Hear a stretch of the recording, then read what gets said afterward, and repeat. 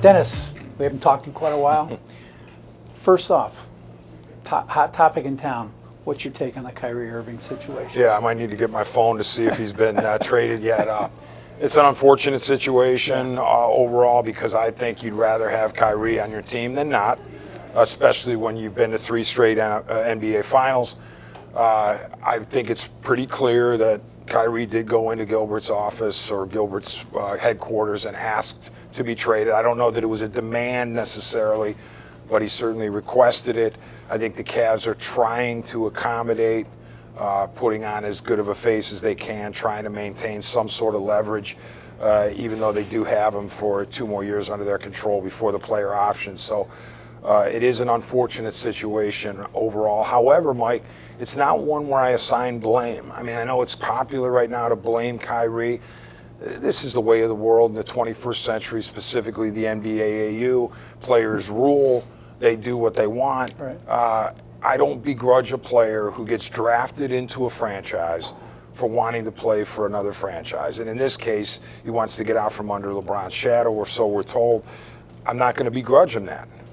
Well, given the situation and the fact that he goes in and requests a trade now, what do you think it does? What are the odds of a trade getting done? Yeah, the odds are clearly in favor of a trade happening, okay? But I would never say 100%. There's got to be a sliver of percentage that he returns, because, again, 2 more years under the Cavs' control, and then the player option. So there is always that possibility that he will return, and there's a possibility, I know it's very slight, but that they're all playing us. You know, LeBron and Kyrie are just having fun with everybody, and the reality is they're texting behind the scenes and they're enjoying life. Somehow I doubt it, I get it, but there is a possibility that Kyrie comes back. And also the reason I say it is when Dan Gilbert at the presser said that he made a point to say that Indiana could have gotten more for Paul George. Number one, I think he was bitter because he thought he had the Paul George deal done, the 3-way with Denver, where Love would have gone to Denver, and it didn't happen because Indiana pulled the plug on it.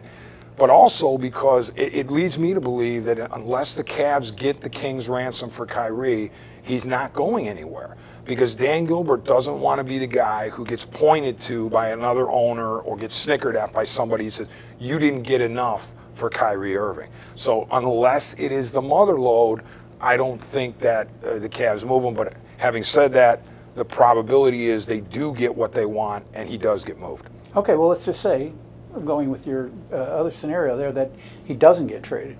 He winds up being back here at least for next year. Can he and LeBron coexist? Sure they can. Yeah, I mean, they're professionals. If it were to happen where they had to play together again, they would.